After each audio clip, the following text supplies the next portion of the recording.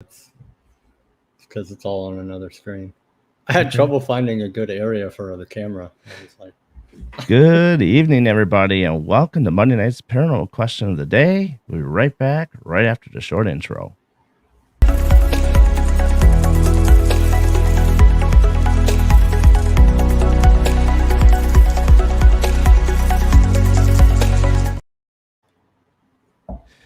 And we're live. Hope everybody's having a good Monday, and welcome to my guest here, Niko Griffin, everybody. hey, how's it going? Doing good. How are you doing today, sir? Oh, doing really good. It's been a productive day, my friend. Oh, I bet. Mondays are just kind of slow for me. Are they? Hey, Tom. And we got Yeah, Amy. I try to make the best of them. Everybody dreads Mondays, so Right. it's nice to make them the best day of the week. It's. Oh, I get it. Hey, Joe. So a few people are just wandering in Right and on, getting right on. started. So, like I said before, the thing down below that's scrolling, that is for Broadhead Manor for the Reset store because um, so they're needed help to get money for fixing their roof and stuff like that. So that is the link down there to get into that to donate money to the GoFundMe account. So much obliged if you can. So with that, I think it's uh, so important to support those things. Some of these locations, they really are just falling apart, you know? right. Hey Denise, and I got paranormal exposures. Welcome to the show. Hey guys, how's it going? Um, so Nico, Yeah. what got you into the paranormal field, and was it something ghostly, or was it just something that you thought, I want to give this a try? Well, actually, it started out because a few of my friends were doing it. They had Hey, a little bit. started WTF Paranormal, so Uh-huh. I just went along with them as like a guys' night, and things started happening. And from that moment, I just got into it. Wow. You know, I There's uh, I had to know what was going on, and I wanted to understand more. So right. yeah. We got cat in the house, Oh, and we hey, got a Kat. little bit unright here. Um, so when do you so was that your very first investigation you did? Yeah, yeah. The first place that I ever went to was Edinburgh Manor, and that Oh, was that's with right at the get-go. yeah, yeah. I had heard nothing but crazy things about it, but I tried really hard not to know the history and not to really pay attention to what other teams had found. I just Mm-hmm. wanted to go there with my friends and see what I experienced. You know, I didn't Right. want to make anything up or get all drawn into what people see on TV. So, I um, hear you there. I mean, yeah, it could be a little dramatic, and the yeah. paranormal field can be full of a lot of drama sometimes. Oh Um, yeah, yeah. It can be a lot of. I think a lot of the drama comes from conflicting opinions hmm about stuff. That's everybody has this want, at least in my experience, to be right. They want to be the one that thinks they know best of what's going on, and I think it's important to realize that none of us really know what's going on. We don't have enough information to really know what's happening, Right. but we're all Right. going to find out eventually, right? Oh, I think so. I I think we're mean, going to get there. we're gonna get there. We're gonna see what's on the other side ourselves, Yeah. and talk back to our friends while they're investigating, trying to figure out us what happened to us. I know. I wonder why there's not more of that. I mean, how many paranormal investigators have passed away, and you would think that they would come through in some way Right. to their friends and their family to say, "Hey, I'm here. I know how it works now. hmm I know how these devices work because I used them while I was here, or I invented them while I was here." You know, I mean, when I pass away, if somebody Right. continues to use the sensor Yeah. lab that we created, I'm going to dance all over the thing to show that I'm here. You know, I don't know. Yeah, I was just telling some of my friends, I was like, yeah, I'm just gonna pinch you right in the butt and let you know I'm there. Yeah, You right. know, Or wouldn't you, you just to know mess with how, them a little bit.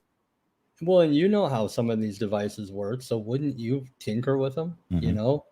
I mean, I would, just to show, Right, hey, I'm here and I know how this stuff works. I don't know. I think that right, and that's a some very people, true statement right there.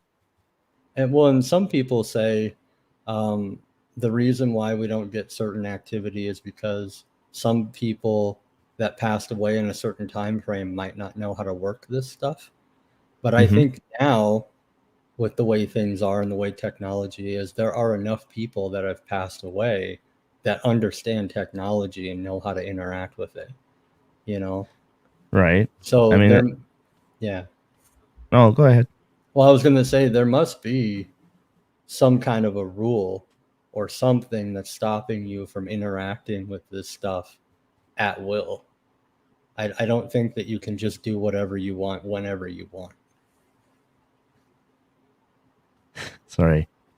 Yeah, I have you pulled up on my other screen. A little bit on the right. It's funny. Um, and the thing is that sometimes it's okay to be easy on equipment instead of being very technical. Yeah. Um, like I explained about the tracer that I have, and just this past weekend, I was explaining, or the weekend, sorry, explain how this thing works. This is what you got to do. You get close enough to it. This is what will Yeah. happen. And, sometimes they get it and sometimes they don't. Uh, yeah. Well, I think a lot of the equipment that we use, um, Hey, Jing. it gives us the same information. Mm-hmm. So almost 95% of the equipment we use has to do with getting close to it or touching it in some way to make it make a sound or light up, Hey, Mike. you know, or blink, whatever. Right. So what are we really learning from that? Like when a device goes off and it produces blinky lights, right? Like a cat ball. Right. Okay. What are we learning from interaction with that cat ball? Oh, I just, it's learning that it knows how to push it. It's maybe Yeah, liking the lights that it's seeing, that could be. um, And or push it just a little bit more and see what happens if I do this way or go a little bit more this way. I It's testing personally, it. I think that it proves that there is some form of touch that, to interact with this existence. And I think Mm-hmm. that it's very light, like light enough to activate something very sensitive, like a cat ball or an antenna.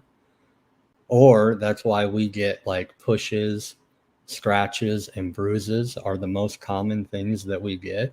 Mm-hmm. And that's all a form of like a touch or a push or a pull, like with your fingernail, you Mm-hmm. know? But other than that, what type of interaction do we really get? Not What much. other form of data? It's really like if you put out 8 different pieces of equipment that all react to touch or sound, Mm-hmm. they're kind of Hey, all Kathy. doing the same thing. You know what I mean? Right. Yeah. And the most common thing is that we like to use, and this I think this goes 95% of us paranormal investigators, we use recorders and Yeah. we hit those first Yeah. because we I can't hear a lot of those. exactly. And I think that, if you pair a recorder with some type of a touch device, something that's sensitive to pressure or movement, that's really the best you can do right now Mm-hmm. in what we have in the field. Because like you said, there are things that our ear just doesn't pick up. I mean, I've caught some pretty crazy EVPs that Mm-hmm. if I hadn't had that recorder out, I wouldn't have really caught anything at all, Right. you know? Exactly. To be scientific is in this field is, but also um, think what we shouldn't ignore. Well, you understand what we're saying here. Yeah, yeah. I'm a terrible reader, just so y'all know. It's good to be scientific in this field, but also think we shouldn't ignore the senses as well. And I Right. think you're right. I think it is important to follow your senses and your gut, and And that's that's part of, like, I want to meet more people who are psychic or sensitive in a way and understand how that works, hmm because we have to find a way to prove what they're saying. Not that I don't trust them. right. I know some people who do claim that ability, but I need to know how it works and how can I track what you're saying to show the world what you're doing is real. Correct. Because I could do that before anybody knew who I was, or I ever, my first few times investigating, I could have showed up and said, I feel someone in this room, we should go in here, and no one can tell me I'm wrong. hmm They can't, they can say I'm a liar, but they can't prove I'm a liar.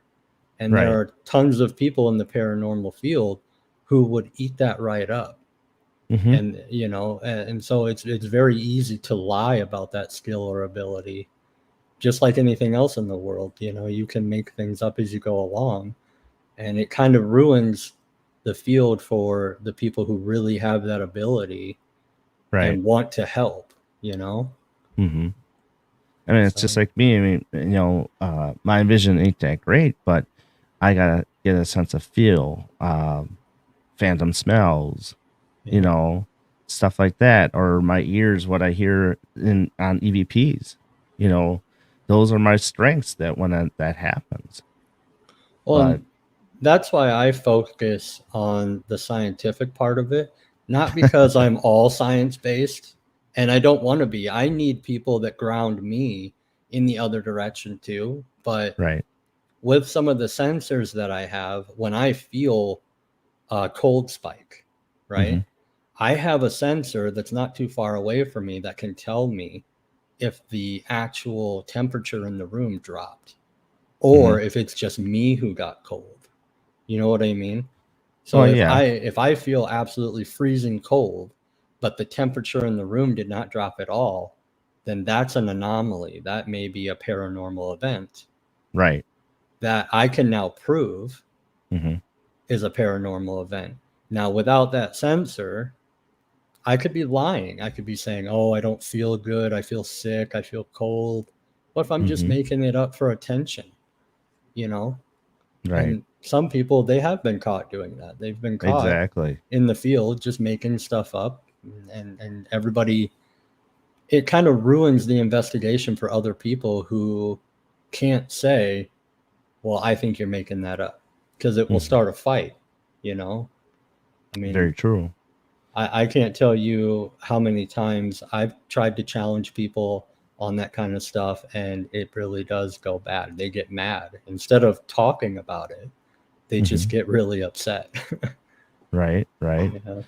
Um, welcome to the program.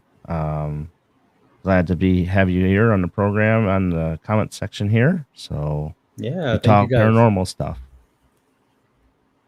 Um, so like when you're talking about sensors and stuff like that. So we got these laser grids, okay, Yeah. and now I'm gonna talk about like the GS2 specifically because it Okay. does have a screen on it, and it does give you cold and hot spots, and it does show you what's moving in that on that screen and where it's at in the grid. Because when it's red, you really can't see it that well, to the naked eye. Yeah. Um, what do you feel about that one? Honestly, I really feel that any piece of equipment that provides data like that is important, because the whole goal is to get multiple occurrences by multiple pieces of equipment. So as Mhm. much equipment as you can get, you want, if something happens, you want as much proof as possible on as many different devices as you can have in the area. Mhm. You know, so really it's just about recording it and correlating it all and making sure that it matches the situation that you're in or the questions that you are asking. Right. That should be the goal, because that provides the closest form of proof that we can get. There will always be someone out there who says, "Oh, it's this," or "Oh, it's that," that denies what you have. But When you Right. catch something, you should go back to the same place around the Hmm. same time and try to catch the same thing again if you can, using the same equipment. Right. That way you can show someone, hey, I've done this 3 or 4 or 5 times and I get the same thing. Right. Now you won't get that everywhere. No. I've had tons of places that do have repeatable occurrences, and Hmm. then places where I've only gotten something there once and never again. So I really think that the things that we're experiencing, I Hmm. don't think they're all the same. I think there's different occurrences of them. I think some of them may be like imprints in time or Right. like echoes caught in time where they're Hmm. like playing on repeat, where you can find those locations where things will happen around the same time in the same area. And then I think other locations are completely random, like as if something is visiting or maybe just been stirred up in a way and it happens that once or twice and you got lucky enough to be there when it happened, you Right. know? And what the scientific part of it is like, so if you get the same result and the next person comes in and gets the same result, now Yeah. you got a really good form of interaction there that Yeah. you can really calculate and say, this is what is supposed to, what we're looking for.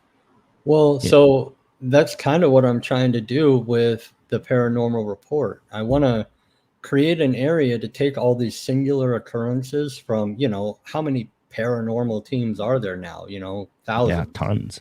right? And I want to find the most common occurrences and start to kind of classify them as one offs or ones that can be repeated. Hmm. Because I have found locations where if you do the same experiment with the same equipment around the same time, you will get similar responses. And I Hmm. can tell someone, go here at this time with this equipment, and this is most likely what you will get because it's repeatable. Hmm. But other places, I've got no idea. You can go there and get absolutely nothing, or it could be the craziest investigation you ever had in your life, you know? So, like I said, and now I'm going to be kind of devil's advocate here with getting Yeah. stuff at the same time at this point in time. Now, would you consider that? I wouldn't consider that as intelligent. I would consider that as residual. If you're getting it at the same time, at the same place, with the same equipment, I would consider that residual, wouldn't you? Same. Yeah. To a point. Yeah. I mean, if you're getting the same things around the same time, how do you know it's not just something that's repeating itself? Hmm. Like if okay, here's a for instance. When we first started out, our ground zero was Granger House in Marion, Iowa. You've been there. A Yeah. lot of people have. Um, if you go to the dining table around 6 p.m. and you start talking about dinner and what's for dessert, what's for dinner, what are you guys eating? You will get responses that have to do with food. Right. And you'll also get responses that have to do with people being quiet at the table. Like they'll get upset that you're talking at their table. And that's Hmm. completely repeatable. So is that intelligent, like you said? Is that not that it's not intelligent, but is it a singular event? Right. And are they reliving that? Are they Hmm. having, sitting at the dinner table, having dinner every night? But also too, what I would question is, if you're in a different existence, do you still eat dinner? True. Right? So would you And be, if you were stuck in a location like your home, yeah. maybe you're having dinner at the same time every night, even though you're not having dinner and you're not hungry anymore or you don't need food. Maybe you're doing it to feel as close to human as you used to be, as you possibly can, you know, That's very to true. to I be can close to understand this that. existence. Yeah. I mean, it's like when we were out, when we out investigate, I always ask a lot of these questions like, okay, so it's light out here when we're investigating. Is it dark where you are? Yeah. Or is it light like we are? Is it upside down versus right side up here? Yeah. I mean, what is your world like? Because that's the answer I'm asking, or question I'm asking, and then I haven't got an answer yet for that. I really, personally, in my experience, I don't think it is any one way. I think Mm-hmm. there's multiple different experiences in whatever existence is after this one, because I've gotten responses that, it is daytime, and but all of them are, you're assuming off of like the one or two words you get over a radio or through an EVP if you listen live while you're there, Mm-hmm. you can't really assume off of those two little words that sneak through on a radio, right? Mm-hmm. I don't know. That's just how I feel about it. Yeah. So I mean, that's, when it comes to like EVPs and stuff like that, I can't, like you're saying, like a spirit box or something like that, and it does all that stuff. yeah, I can't do it because my brain can't concentrate when all that white noise is going off. Where like right. Kat, she's got the DOS DASANC, and she puts that on her spirit box and takes that part of that out. Then it Yep, makes it a little bit easier to use a spirit box. it does. And when I was Phantom Science was actively investigating, we created a box that takes that hiss out and also allows you to stop on the exact radio channel that you get the word from to see Mm-hmm. if it relates to what's playing on the radio. So, when you get like a dark voice that says something like, you know, unwelcome, or something in like a deep man voice or like a high pitched woman's voice, Mm-hmm. you can stop it and see what's playing on the radio at that exact moment to know that whatever just came through isn't on the radio, Right. right? That's something I'll have to play a little bit more with. I mean, Yeah, yeah. that's and that's the thing with the paranormal field is that you can always try new things, and it's not going to be repeatable often as much. Well, I think what a lot of us need to do is come up with new ways to prove what we're claiming. That is the most important change that needs to happen in the paranormal field. I mean, I love what we're doing, but how much has what we're doing really changed if you Mm-hmm. think about it? Like, okay, when you go to 5 different locations in the summer, what different amounts of data are you getting when you go? You're putting out the same equipment. Mm-hmm. It's the same. You're proving touch, right? So if you get Right. your cat ball to go off, or your tripwire to go off, or anything else that you're using, you're Mm-hmm. proving some form of touch Right. and response to your question in a little way. Mm-hmm. But what else are you proving other than that, And right? that's where a full body apparition would have to form itself Yeah, to create that full spectrum of touch and see.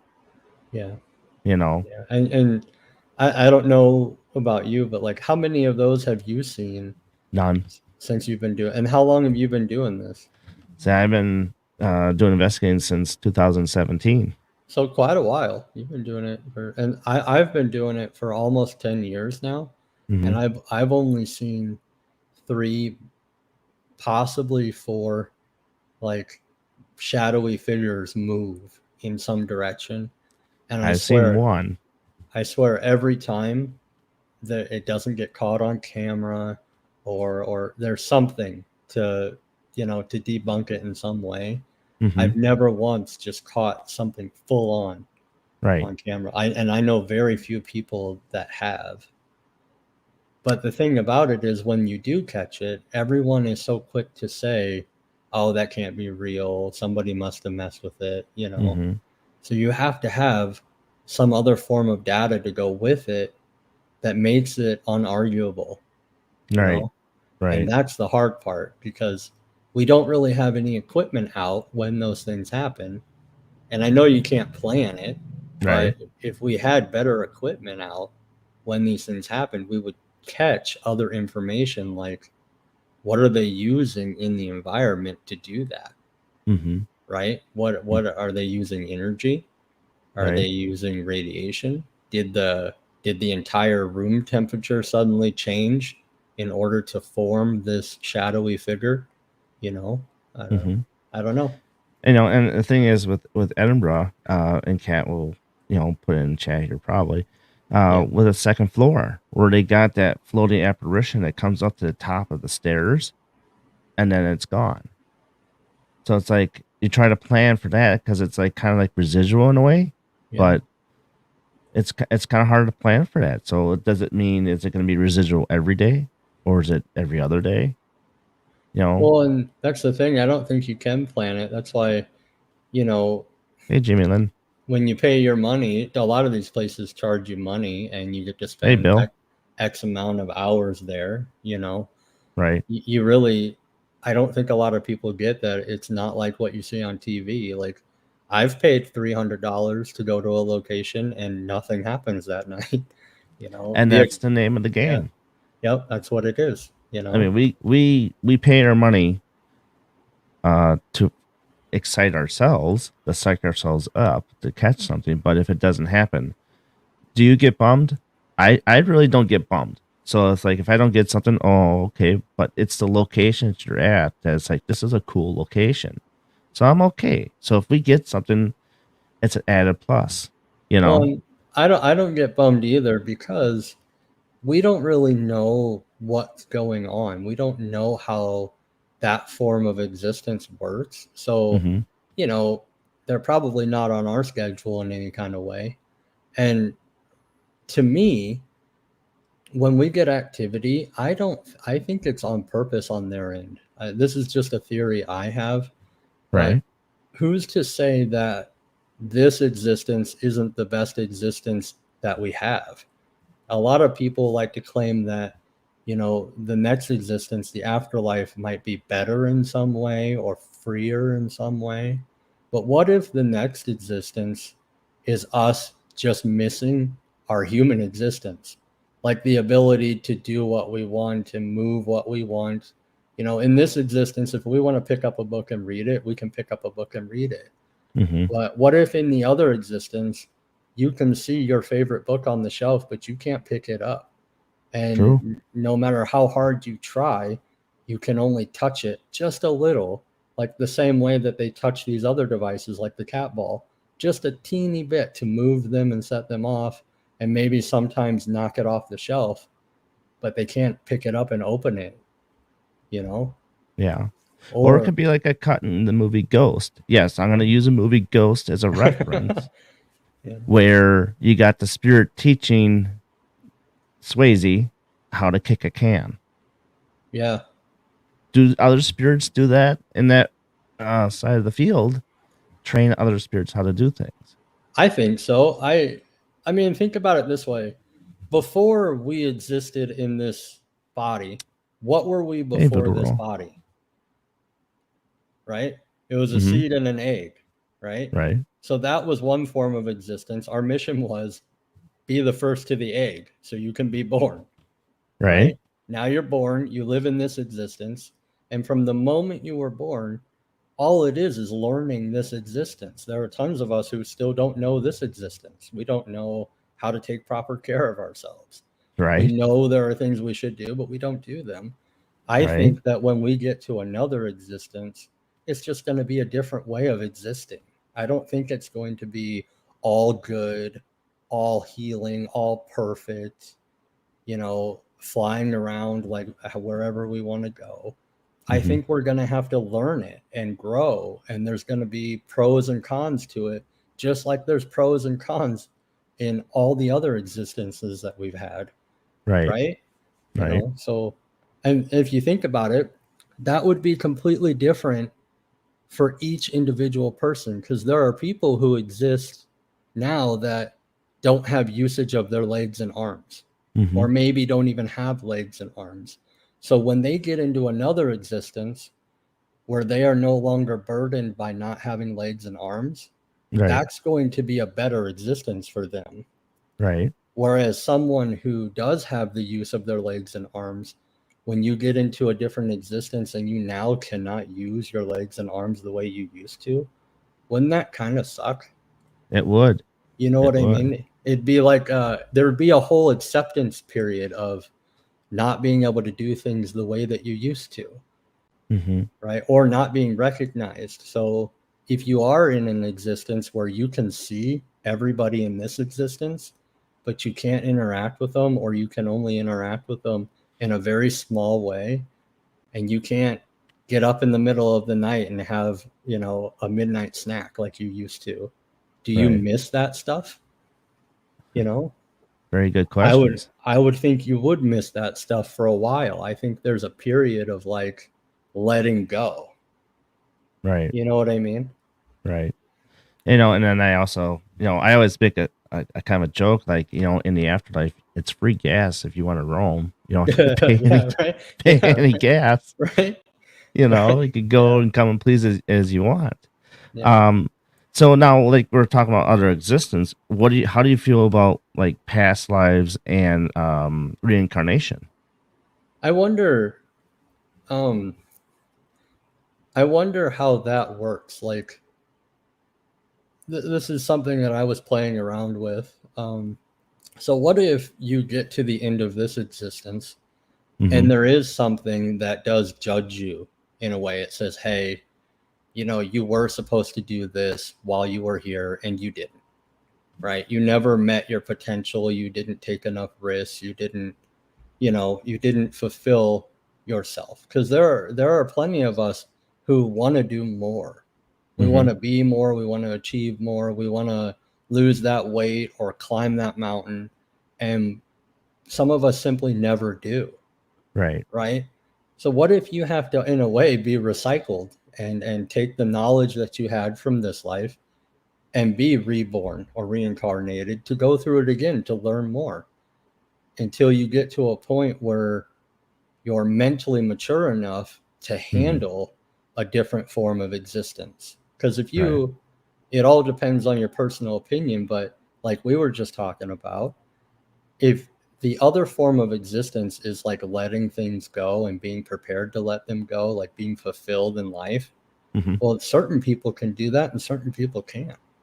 Right. There are going to be people who really hold on to what they now can't do, Mm-hmm. and there are going to be other people who are absolutely happy that they exist in a different form and they're ready to move on, Right. right?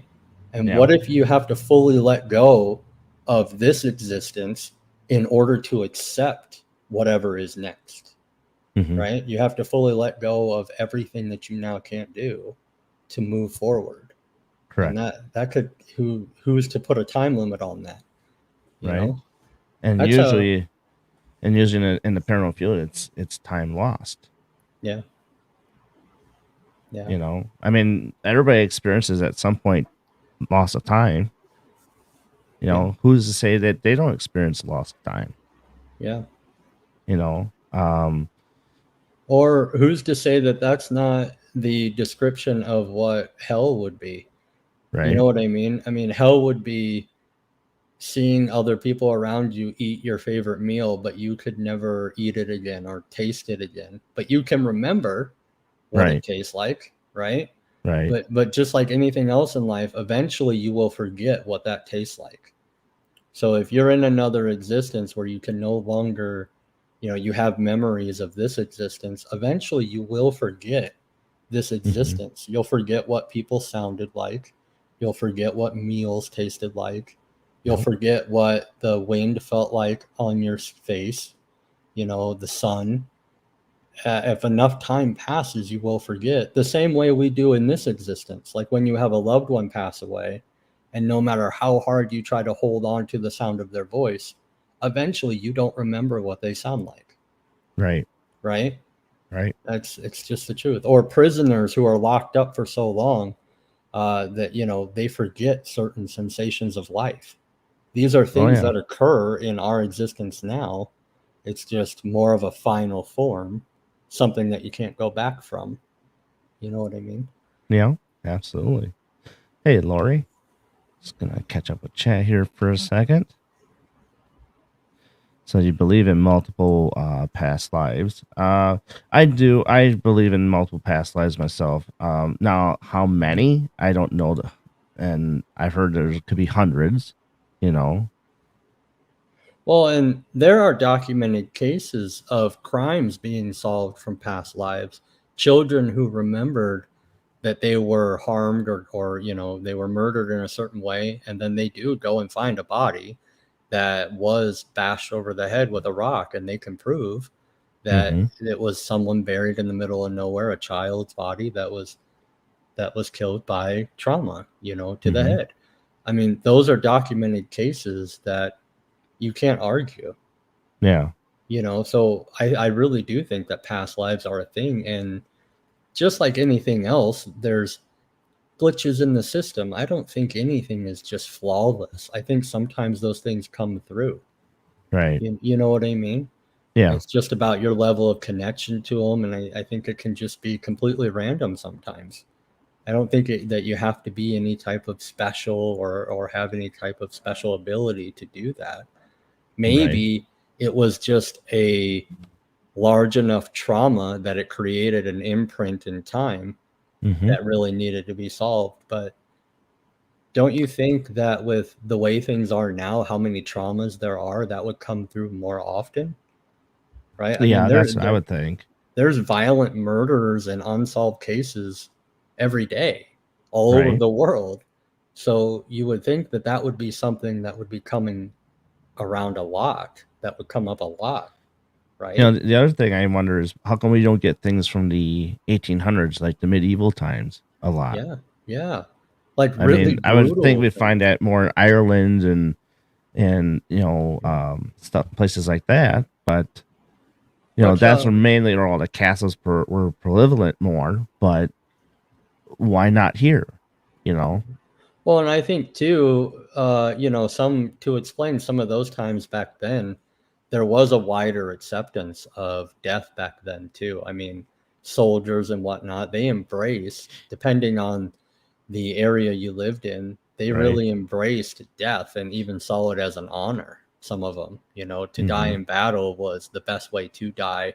That was their goal. They wanted to die fighting, Right. you know. And that's what one of the past sides come up as for me is that they said I was a soldier and I was or no, I was a knight. That's what it was. I was a knight Hmm. and I was stabbed from behind. Well, you know, too, maybe that's where we get some of our traits from as well. Like, you know, uh, some of these things that pass on, they just turn us into genuinely good people. You know, when you meet people who are just always honest, always kind, right? Mm-hmm. And it's just like ingrained in who they are. And they haven't really been through anything to kind of develop that. Because some people do have to go through life hardships to develop that stuff, you know, those traits. And Right. then there are people that have no honor at all, and they're thieving, they don't care, you know, Mm-hmm. murdering. Like, I don't know. Yeah. If you're a murderer in past life, who's to say you're a murderer now? And that's how you became one.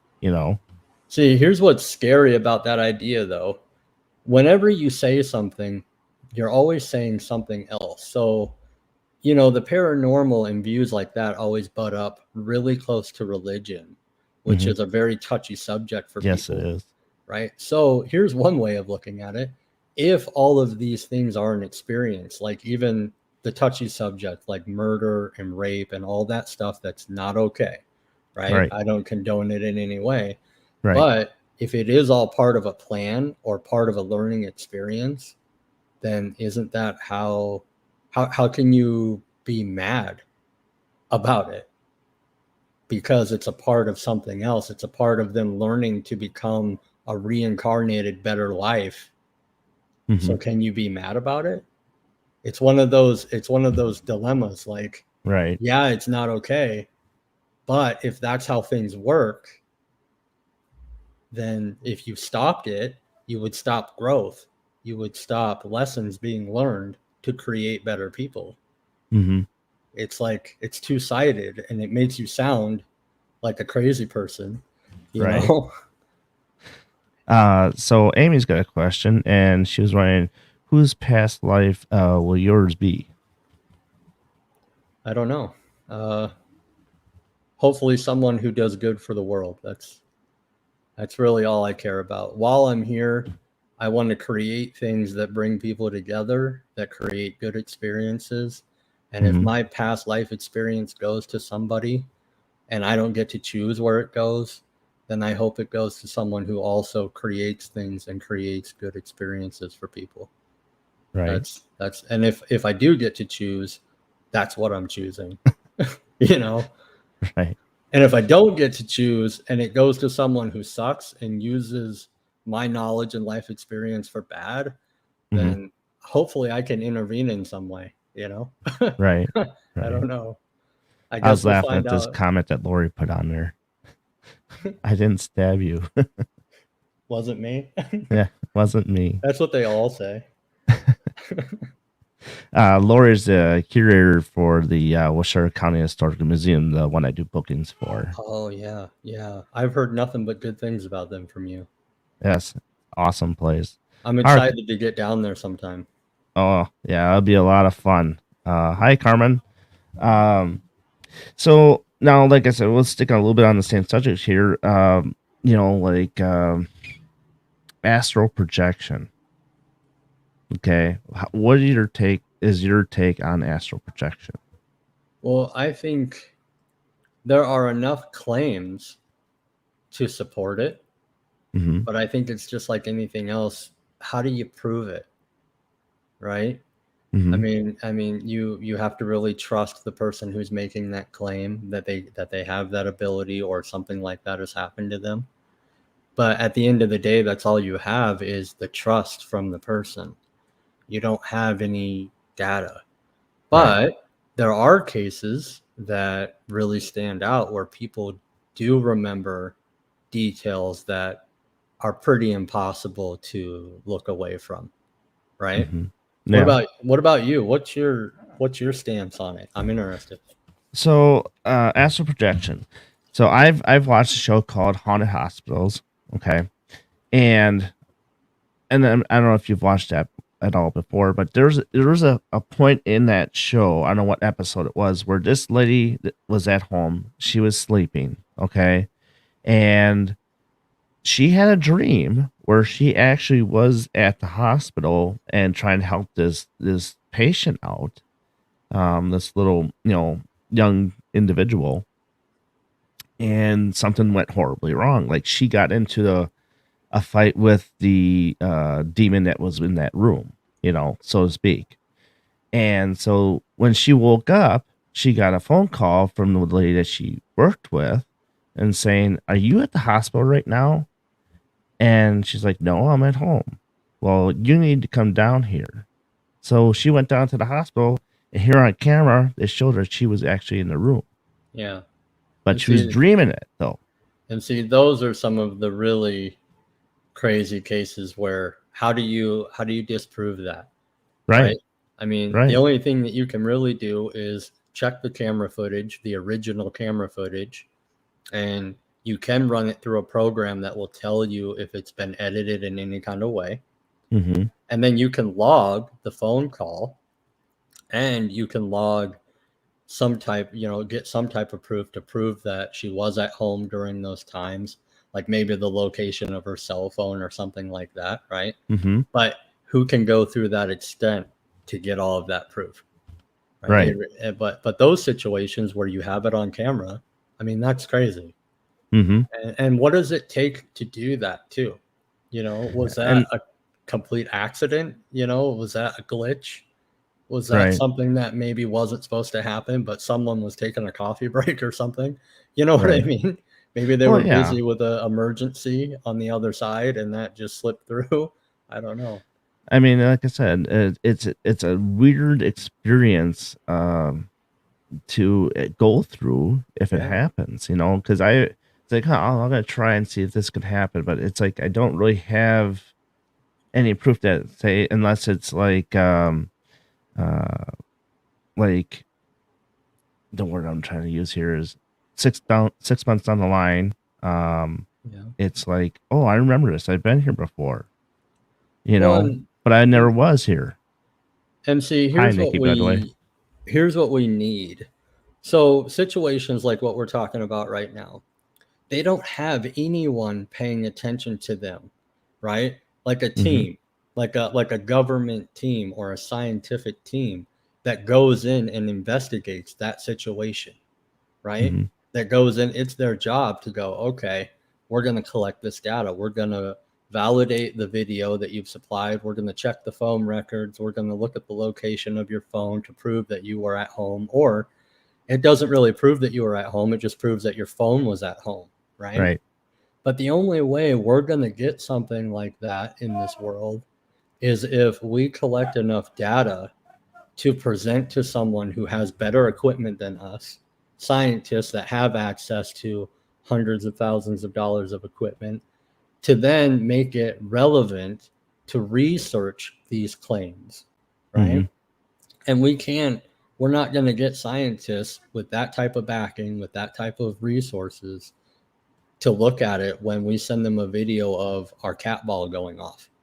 Deja vu. You know what I That's mean? right. Thank you. You know what I mean? We Right, right. need to provide them real data, real statistics to say, hey, I've discovered another existence and I've proven it with this data. And I can prove it to you right now. Come with me. And then that will get people with funding to really look at this stuff and create like an enforcement, you know, just like we have police stations and government offices. There Right. would be a paranormal department that would go and investigate these things, and then we could really begin to find out if they're real or not, instead Yeah. of just kind of speculating between each other, and some people thinking it's right and some people thinking it's wrong, and just an endless loop of argument. You know what I mean? Yeah, absolutely. Yeah. Give me a second here. If you all heard that in the background, that's my boy. So I gotta mute myself here. All right. So I get to run the show for a minute. Yeah, I got the approval nod from Darren. So I have you guys on my other screen here. I haven't been able to really read your comments or your questions. If you have anything for me, please throw it up. I can see it live. Oh, it's too late. Darren's back already. He didn't trust me with his show.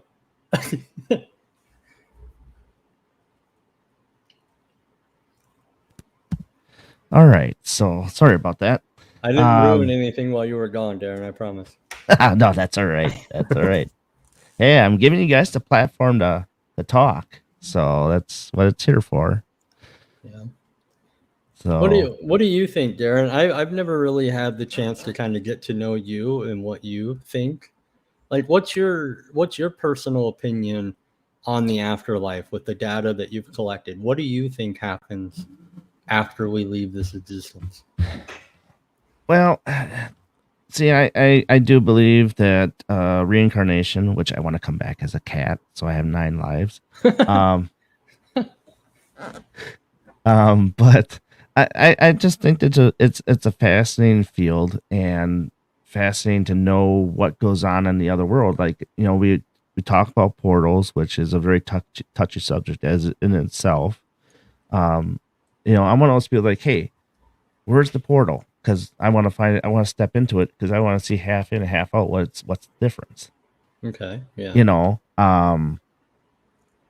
the afterlife is kind of funny to me because they can do all sorts of different things and pull all sorts of pranks and do this and do that. But then I don't understand why. Kind of like how I say, if you're an asshole in life, you're going to be an asshole in death.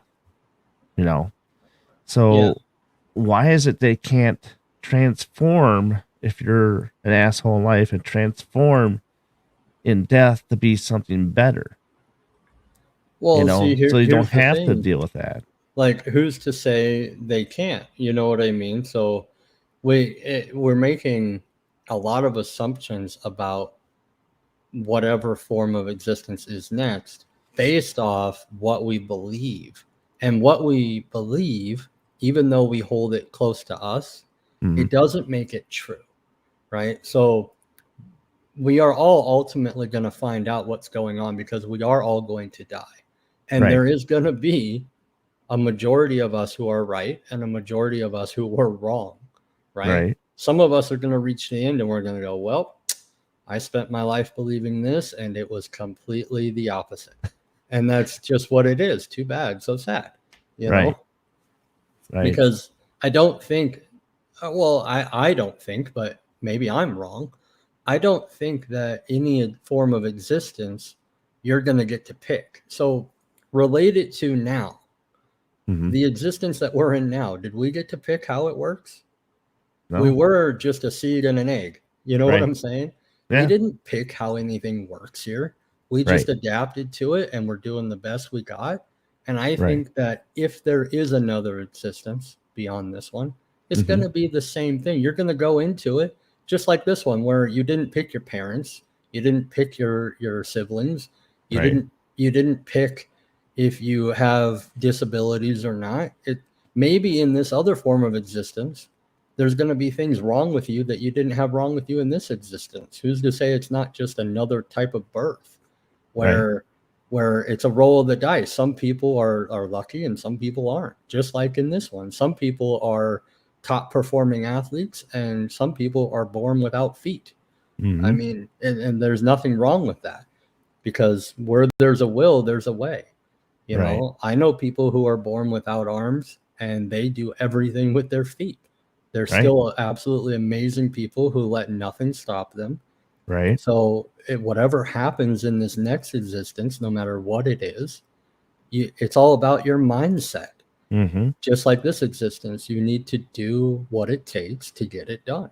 Right. Period. You know, if you put in the work, you get the result. Absolutely. Absolutely. And it's, we're guaranteed today, but never tomorrow.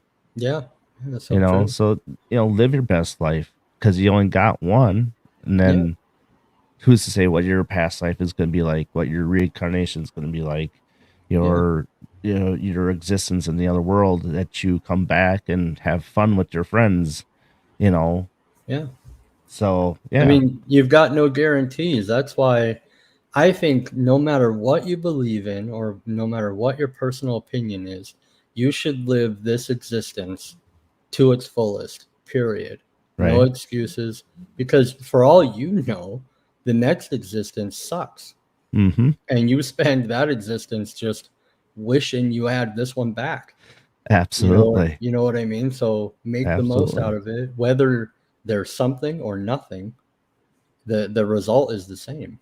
Right. Right. So that was a good topic. Holy man. I know, Um, right? so you want to explain to the folks here in chat that what kind of gear you use and why you use that type of gear? Yeah. So when I first started investigating, all we had was a couple of digital recorders, and then we had the spirit box, the SP. I don't even remember, like the SP11 or something like that. Yeah, And 7-Eleven, and yeah, I don't know, maybe we're 7. coming up with Yeah. a 13. Yeah. Well, we bought the things that we Googled, you're supposed to buy when you become a investigator, right? Right. So everything that they told us to buy, we bought. And then I was very fortunate to be paired with some like-minded people who thought, well, how can you prove that's not just a random voice coming from a radio station? Or the problem that you had with the, all the Mm-hmm. white noise in between. Well, our brains make up and auto-complete things that we hear, especially in conditions where there's white noise and it's dark and cold or too hot.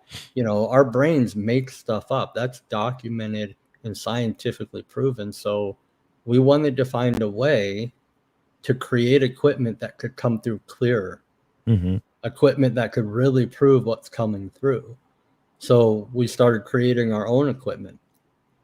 John Black, another member of Phantom Science, that we bought like every piece of ghost gear out there and we took it apart just to see what it was made out of, right? What chips they were using, what recorder devices they were using, what blinky lights they were using. And we discovered really quick that some of these devices that a lot of people in the paranormal field pay like $300, $400 for Mm-hmm. is actually made out of like $40 in cheap Amazon chips that you can make yourself. And then what they do is they pretty it up in like, round plastic packaging, and they put a sticker on it, that says investigators only or whatever they put on it. Right. Professionals only.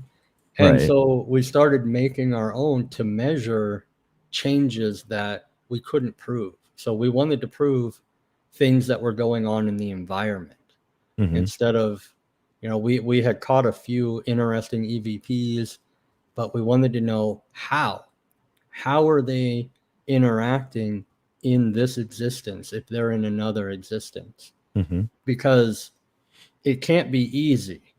If it was easy, it would be happening everywhere all the time, all day, in everyone's house. Right. Right? I mean, Right. how many people have died in history? Right? Too How many many to count. people were once alive and now dead? Wouldn't they be coming through absolutely everywhere? The Right. world would be chaos. You wouldn't be able to go shopping or driving without seeing an apparition or cereal Right. boxes falling at Walmart. Right? Right. And So Walmart's the most toughest place I know for a lot of psychic mediums. right? And see, I want to know that. We're getting a little off topic, but that's one of the reasons why I want to connect more with people who have those abilities, because I would assume that a really public place would be so hard to go to.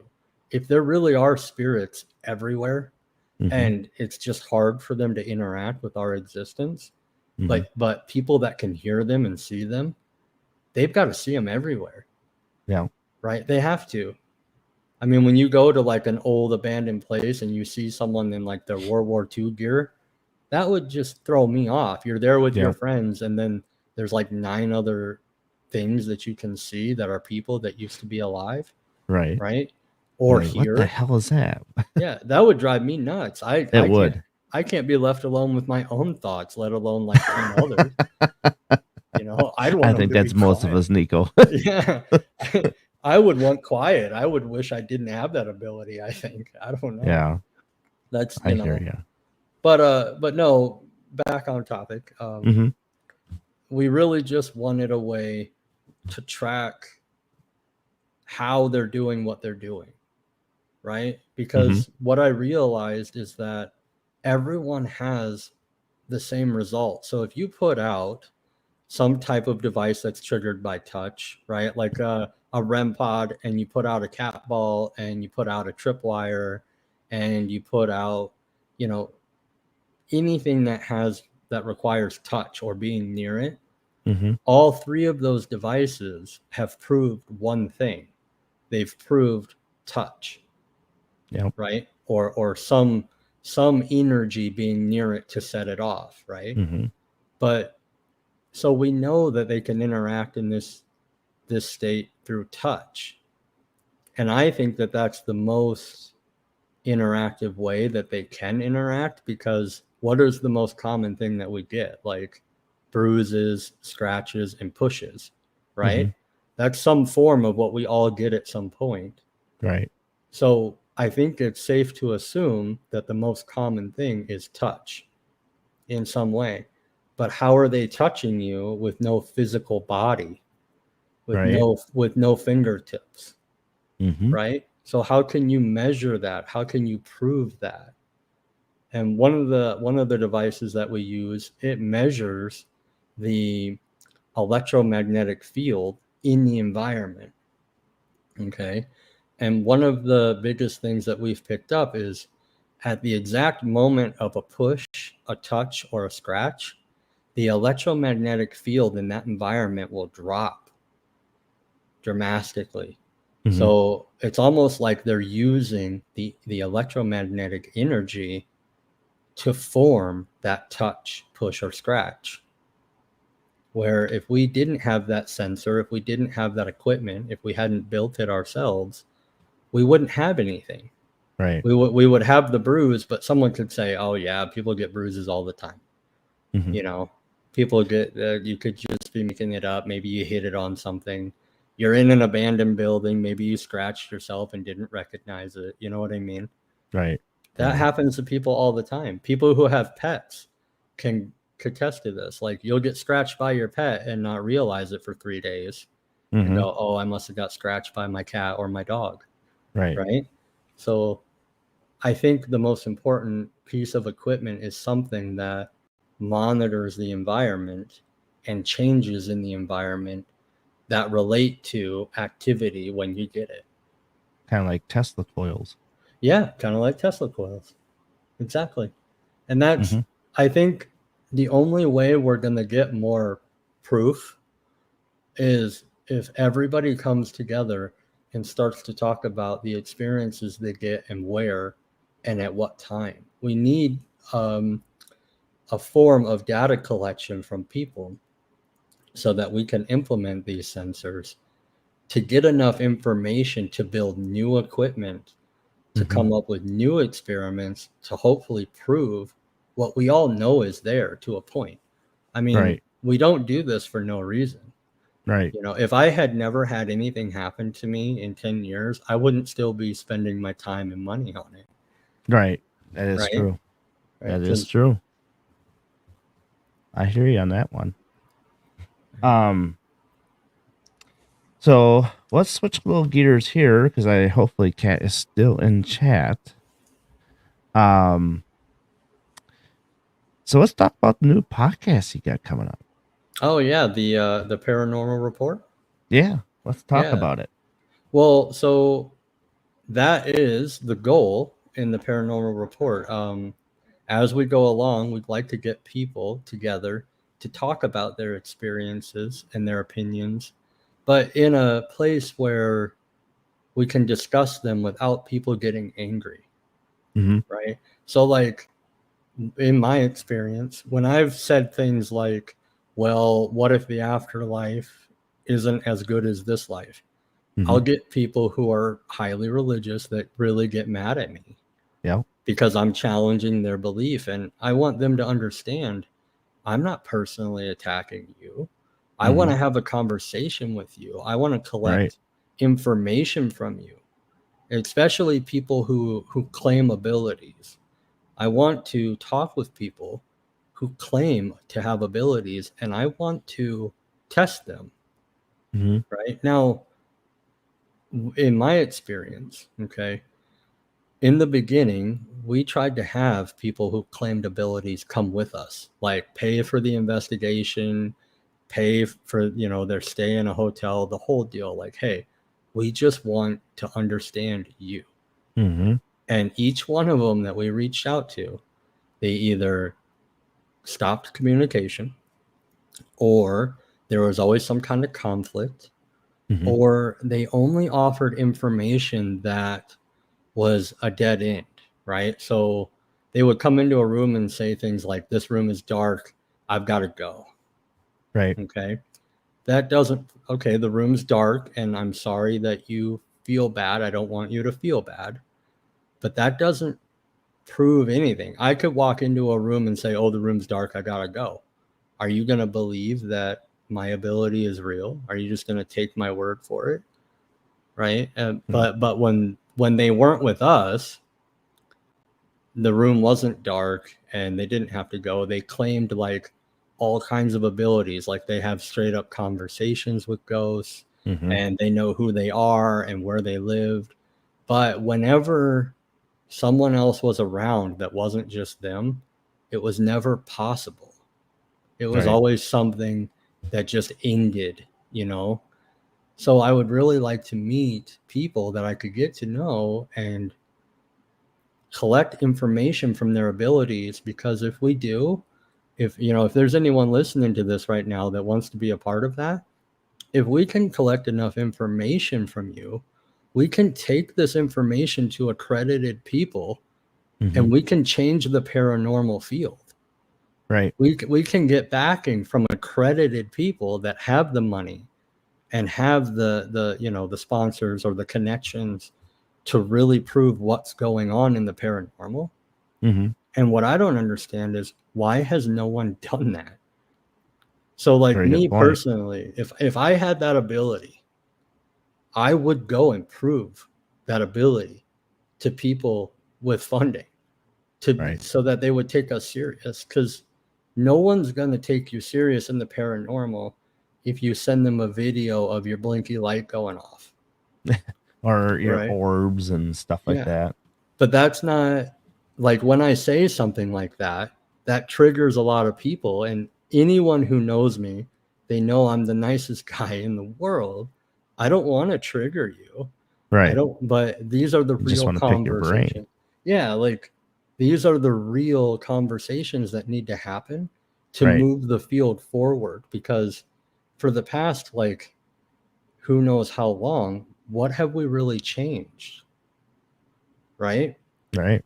The what tangible accredited information do we have that isn't just people trying to one up other people's stories and Yep. abilities, right? Yep. But it really is a touchy subject because everybody gets upset when you say that. Oh yeah, it's You it's know? like, oh, you know, come on, you serious? Yeah. It's like You say, oh, skeptics. oh, you just don't believe. And I am not a skeptic. I am someone who has dedicated the last 11 years of my life, my Mm-hmm. income, my time, and the sensor box that we've developed and maintained and put our time into collecting data. That is not easy. Okay, Mm-hmm. like John Black, the creator, one of the creators of the sensor lab. That this stuff doesn't just happen. You had to completely learn how to do that, how to code these things, how to make them work together. It's like an Mm-hmm. entire another day job. You know what I mean?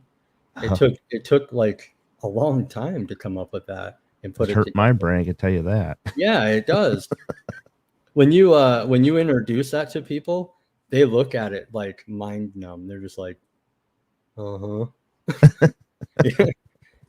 And, you know, and the thing is with Tesla coils, I like those because it really charges up the area. Yeah. And then Yeah. it's like, okay, now the whole area changes. Now let's see what you get with your recorders or with your Yeah. K2s or your camcorders versus when it wasn't going. And that's a solid thing that I've found over the years I've been doing it. If we have these devices that are like, we call them EM pumps on steroids, Yep. and they just flood the room with electromagnetic energy, right? We put 2 or 3 of them in the room and we leave them in there for a Mm-hmm. couple of hours before we investigate.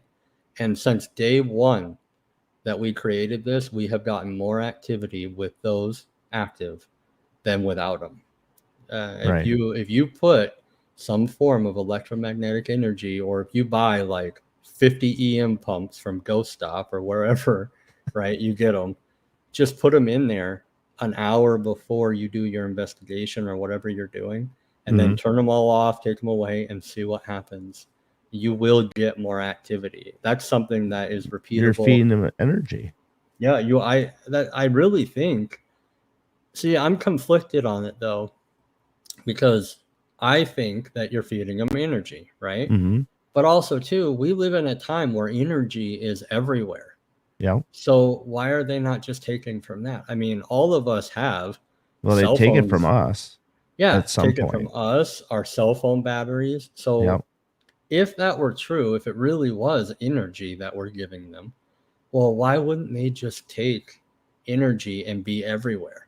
Why wouldn't there be activity going on all over the place with how much Right. energy there is in every home?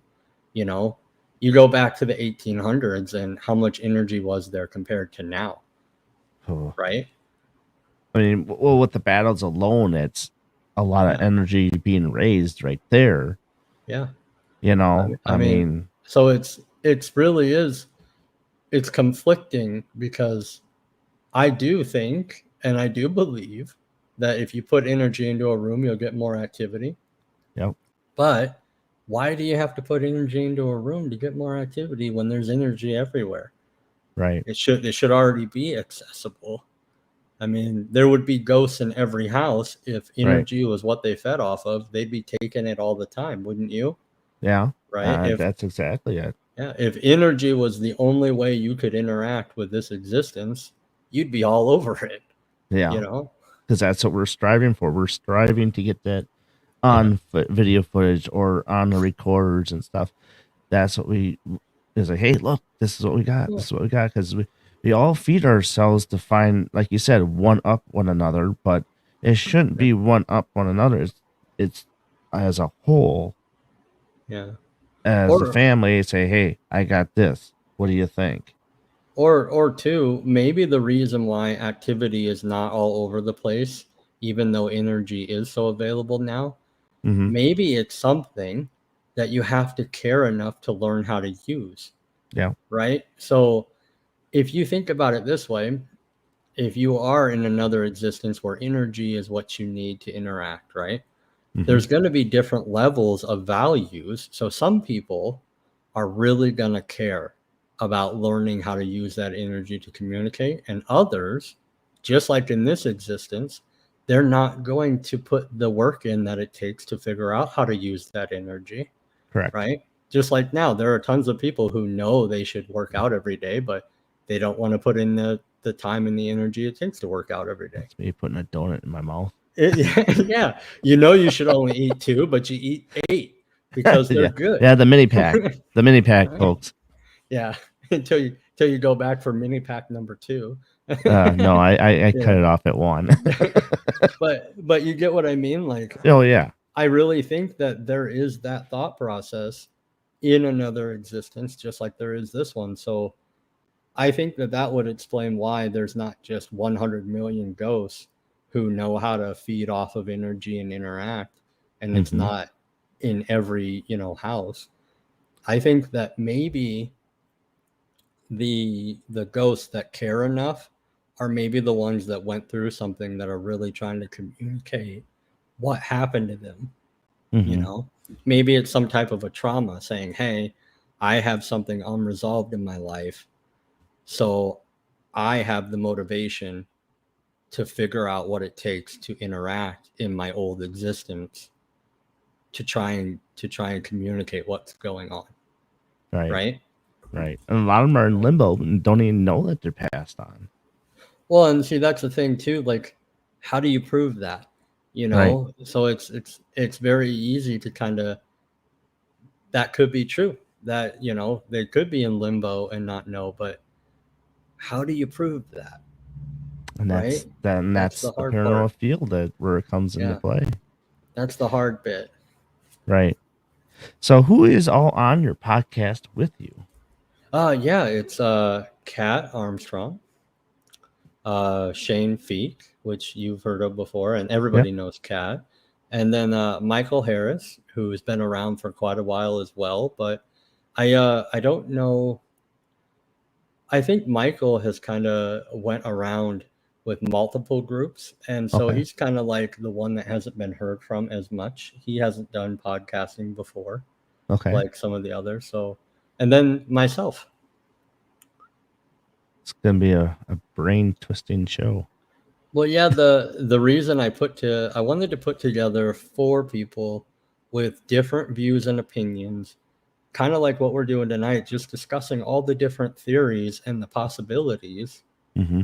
and then collecting data from as many people as we can. So season one is going to be just a lot about us and talking about what we believe in and how we investigate and why, and locations.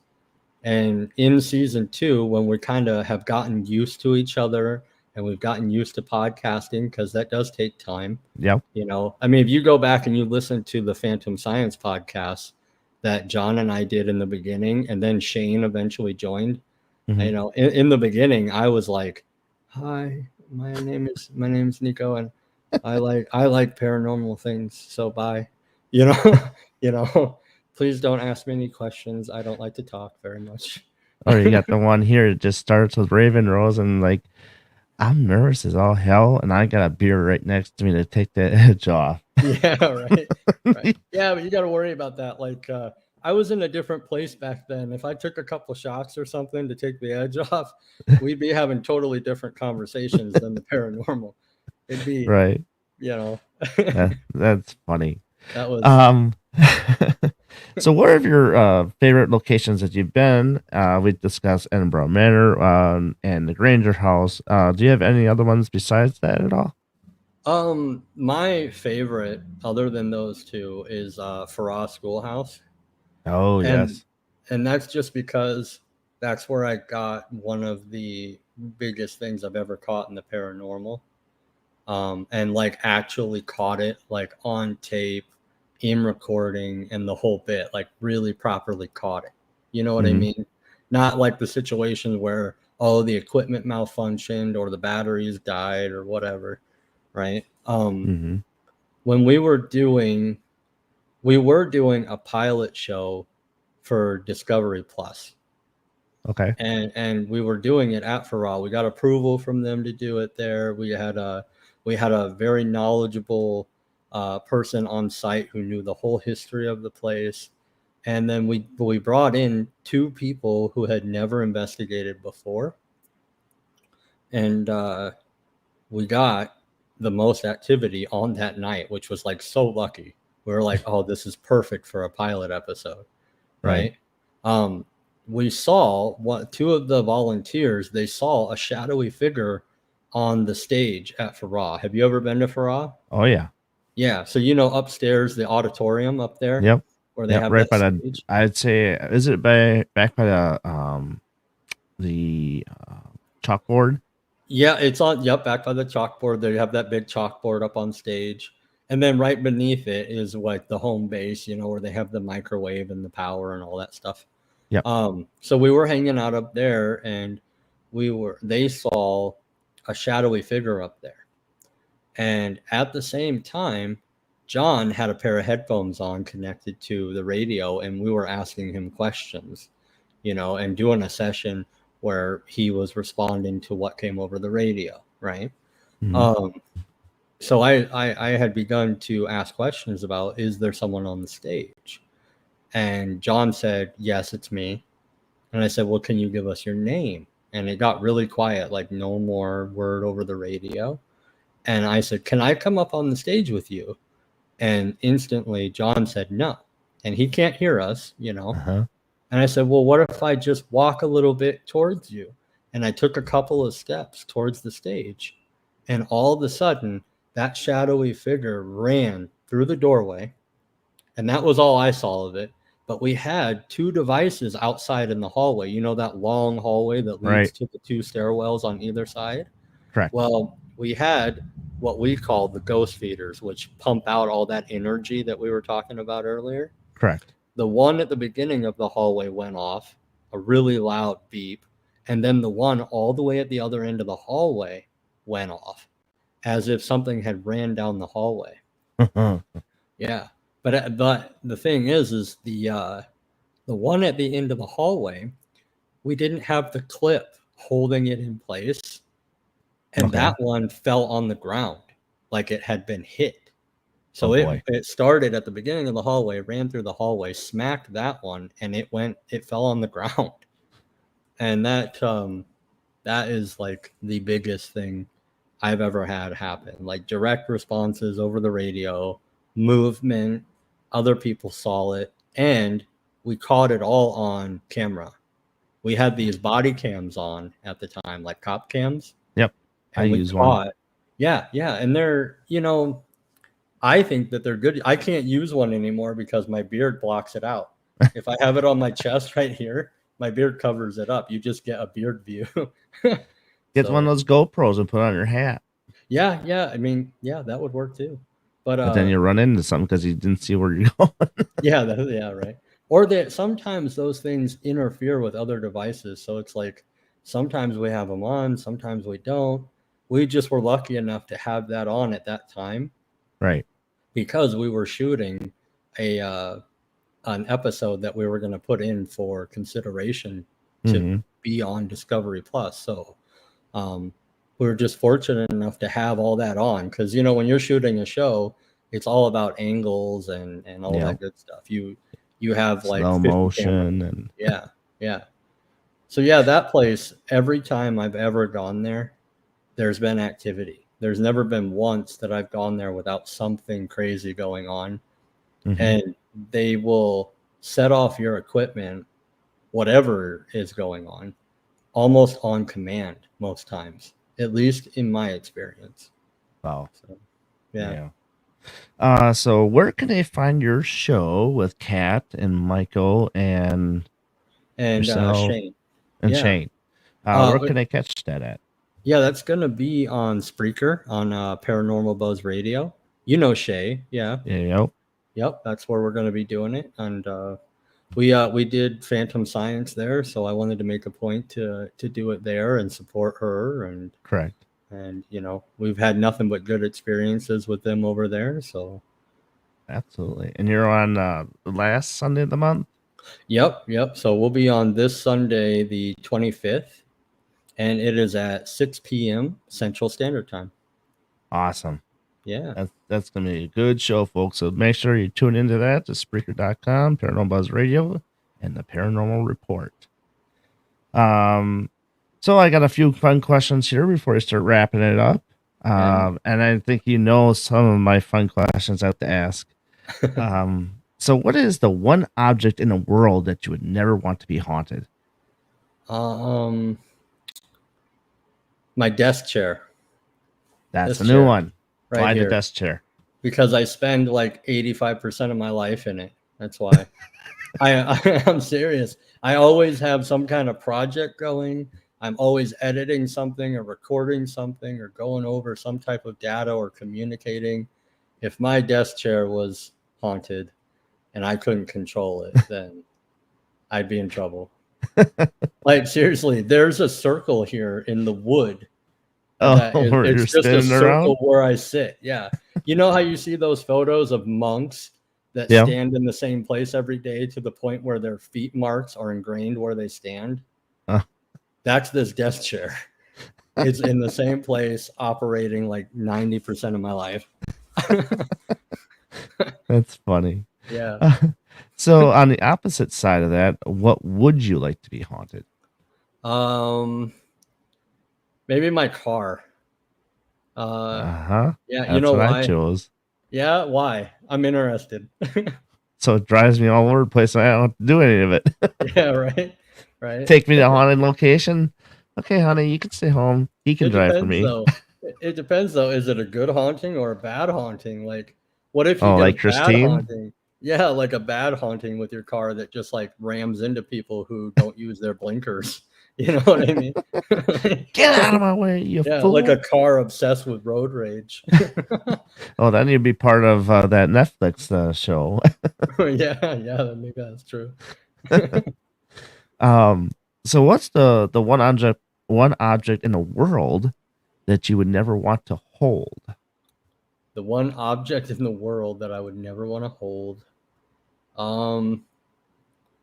Someone else's poo. I'm good there. Seriously, people that have this job where they deal with poo every day, like, no, thank you.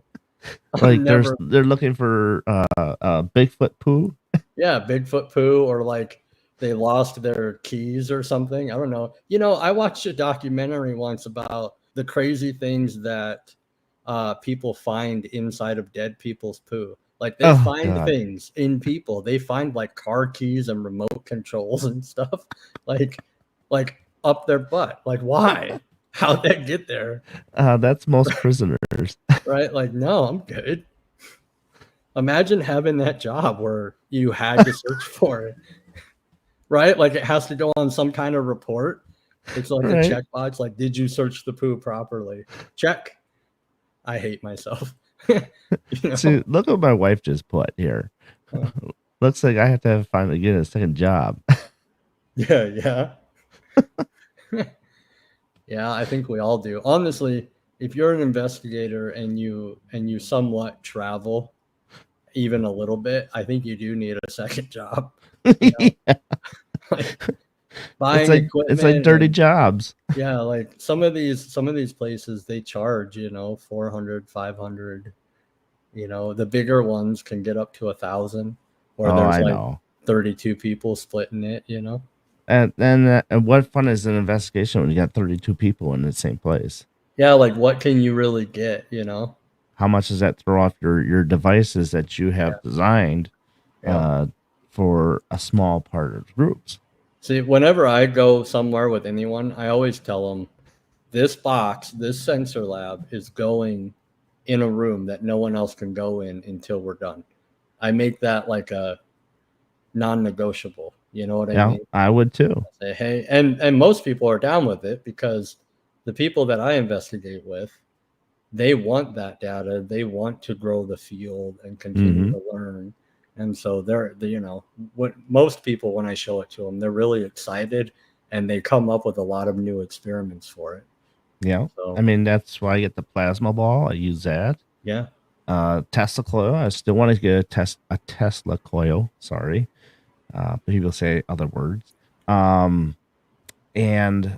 yeah, I do want to be technical. It's like I use ESP cards on investigation. I had Cynthia for our school. We did a reading for a spirit once. That's cool. And see, Cynthia is one of the people that I've gotten to know over the years, and I've watched her shows, and I trust her. You know what I mean? Mm-hmm. I've never personally investigated with her. Hopefully, I get to one day, but I need people with those abilities that I can trust, that I can test, right? Right. Because what I've never gotten is like these people who claim to talk to spirits. I don't want to know what their favorite color is and if they're happy or not. I mean, I do Mm-hmm. care about those things, but what I Remember, would Cat do, is still here. yeah, I love you, cat. But I want to know like their social security number. Like if there were someone who was once alive and now they're dead and you're talking to them, ask them what their social security number was. That's Right. something that you can't just look up on Google. And if you can prove, if you can get someone's social security number out of a room where no one was in it but you, boom, we've proved your ability. Right. Right. Hey, We Ron. Hey, Dan. you know, I mean, it's like um the lottery. Like, why can't a second medium tell us what numbers to get? You know? or well, and see that's the thing. There always seems to be something where it doesn't work that way, or and I Yeah. get that. I mean, I True. don't disagree with that because there are things that there are certain ways they work, and maybe they don't have control over it, Mm-hmm. and maybe the ones who claim to have a lot of control over it are fake. Darren say Tesla coil. Tesla coil. You like that? They're saying they think that I'm saying testicles. I always get They're just nailed giving for me a that hard one. time. Well, I did not hear that, my friend. So that's just them. They just want to hear the word That's why I technical. say it nice and Yeah, slow. that's what they want. Let it That's just roll their off the dirty tongue. minds. Closed captioning, yeah, right. And even in closed captioning, it wouldn't catch the full word how I say it neither. Because I read it back and it's like, wait a minute, I didn't say that. Or did you? Right. So yeah, it's just funny, but Yeah, oh they're a man, really good group to investigate with. I love paranormal exposures. They're awesome. Um, the reason why I kind of dropped out of the scene for like a year was because WTF Paranormal kind of broke up, and then yeah, they went their own way. And then Phantom Science started out with like 5 or 6 members and kind of slowly dwindled down to now 2. hmm, And then one of the other members, me and the other person, they don't really actively investigate anymore. And so being with people that really want to actively investigate and really care about data collection like they do has been really good for me. It's right, gotten my thought pattern going again. It's gotten me like, you see this table back here? That's one of my project tables, and I'm working on something to a device that will read the environment. So hopefully we can get new data and create new experiments. And um, you I know, can't wait. without the right people around you, there really is no point in doing it. You know. Absolutely, absolutely. Thanks, Matt. Um, so start winding down here. Sorry, Ron, we're getting close to the end here. So And everyone can watch on the replay too, as we go off the air at some point pretty soon. But Ron says most are frauds, and I have never found anyone who interacts on such a level that actually converse with spirits. And you know, Ron, I I've found a couple people that may or may not have those abilities. I haven't really tested them yet or seen what's possible.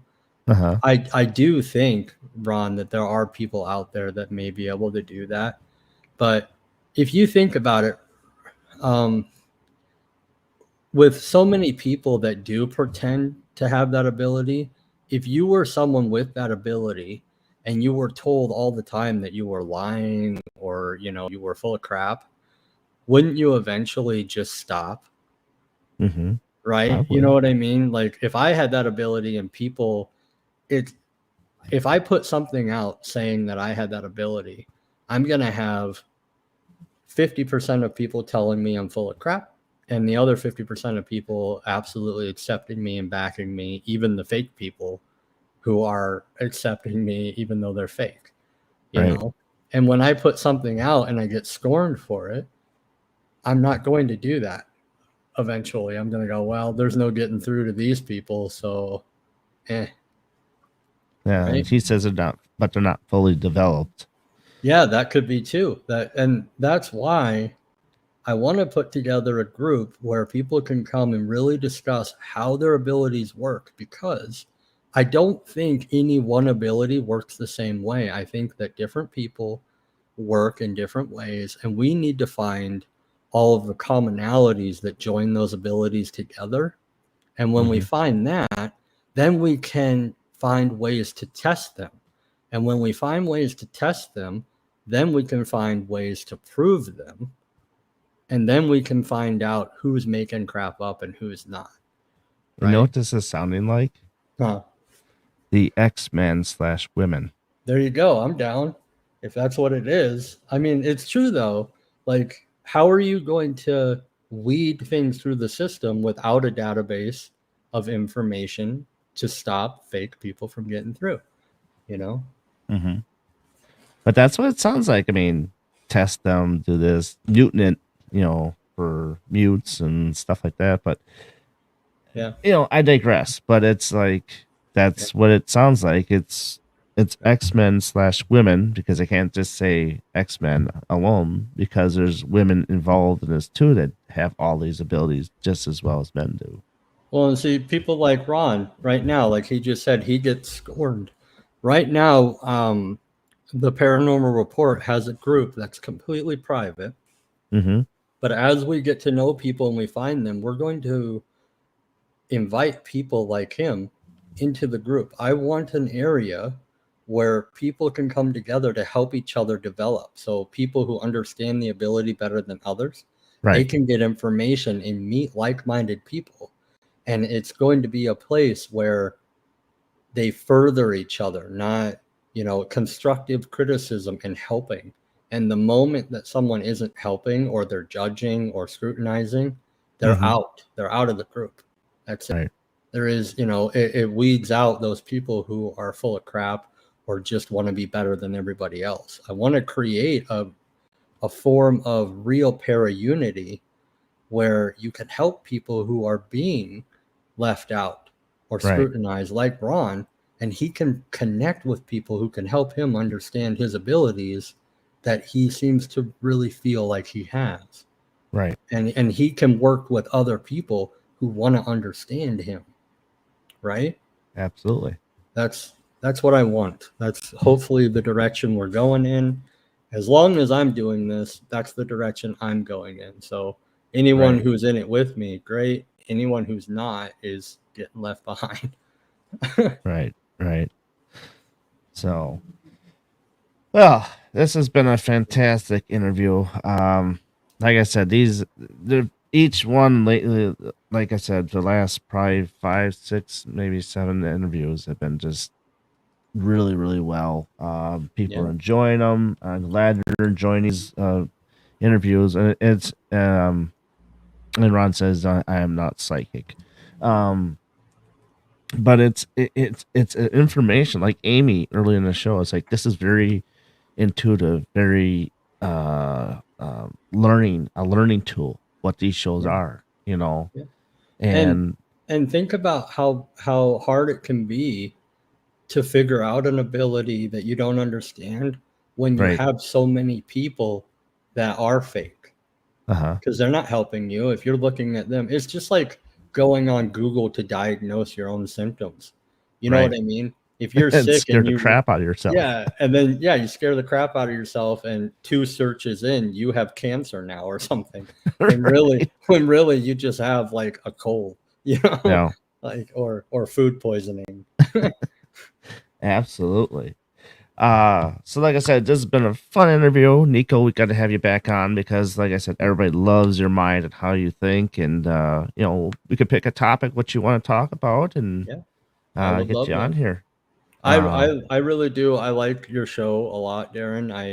I think that you're working towards something, and I think as long as you continue to do what you're doing, it's gonna grow, and you're gonna get really good guests. Like you said, the past few have been just really interesting. right. So keep at it, my friend. Absolutely. I mean, that's what I hear. It's what it's for. It's for the people. And I learn as you guys learn because that's how I am. My mind just keeps on moving as it goes, and I just want to learn just like the rest of us. And in the comment section, without like I said, every show I'm going to say it. I'm going to say it. That without you guys in the comments, there wouldn't be a show. So I greatly appreciate you guys all coming into tonight's show and checking out Nico and having him back on again, and check out his show, The Paranormal Report with Kat Armstrong, Shane Beck. I'll say it wrong anyway. Yeah, shame feet. Yeah, Feek, Feek, Niko Griffin, and Michael Harris. Harris. So check them out last Sunday of the month at 6 p.m. Central Standard Time on the Paranormal Brew, which is found on Spreaker.com. Coming up tomorrow, I have Mike Minig coming on for a little bit, and we're discussing the project that we were doing just recently. And Friday night, I'll be on at 8 o'clock with Cynthia Gerodius for the Freaky Squeaky Friday. Hey, right So on. tune into that at 8 o'clock. So with Awesome. that, I thank you all for joining us for tonight's show, and we'll see when we come up with the next guest. I don't know. Maybe Michael Harris. Who knows? Yeah, you should reach out to him. He's a fantastic person, and I think really with Michael, he's like the unheard voice of the field. He has so many experiences, and he's been to so many locations, and he's been doing this for like 20 years. There you go. So I'll look into doing that, and it'll be a fun show. Or awesome. get you both on at the same time. Yeah, that'd be great. I love it. Then my mind will be completely like, oh shit, what did I get myself into? Well, yeah, I mean, hey, you get the whole group on. You get Kat in here too. Kat would be great to have on the show, honestly. Oh yeah, She is just she's a been on wonderful here quite a person. bit of times. We'll have all of you guys eventually on at the one time. Oh yeah, that's right. I remember. I remember that now. Yeah. Pick me, pick me. Yeah. So, with that, I thank you all once again for joining us on the on BB Paranormal Brew and BB3 TV Networks on Darren Bus on Facebook and all that on YouTube, Darren Bus on Twitch. And I'm not talking worth of shit right now because I'm getting tired. Yeah, I know, right? It's getting late. It's all right. That's And what we all do. Past our I, bedtime, yeah. right. So this is Nico. I'm Darren. And you have been watching the Paranormal Brew and B3 TV Networks. And catch you soon next week. And we'll see what kind of guest I have on then. So I Hey, bid you all adieu. See you later, Nico. See you, hey. everybody. See you later, So Darren. long. Thanks for listening, guys. Absolutely. Good night, everyone.